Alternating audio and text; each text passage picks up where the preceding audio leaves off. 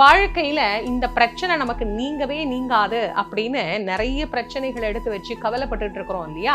அது போல பிரச்சனைகள் எதுவாக இருந்தாலும் இந்த பைரவரை தொடர்ந்து தேய்பிறை அஷ்டமி காலத்தில் நாம் வழிபாடு செய்தோம் அப்படின்னு சொன்னா கண்டிப்பான முறையில் அந்த பிரச்சனைகள் நீங்கும். காலத்தில் வந்து நமக்கு அருளக்கூடியவர், காலனையும் வெல்லக்கூடியவர், மிகப்பெரிய ஆற்றல் படைத்தவர். கால பைரவர் தான் காசிக்கு இன்றைக்கும் காவலாக இருந்து அருள் புரிகிறார் அப்படின்னா யோசிச்சு பார்த்துக்கோங்க. எப்பேற்பட்ட காவல் தெய்வமாக இருந்து நம்மை காக்கக்கூடியவர் அப்படின்னு. அதனால உங்க மனக்கவலை எல்லாத்தையும் நீங்க அவர்கிட்ட சொல்லுங்க. கால பைரவர் கவலைகள் அனைத்தையும் நீக்கி வாழ்க்கையில் நமக்கு வெற்றியை கண்டிப்பாக பெற்று தருவார்.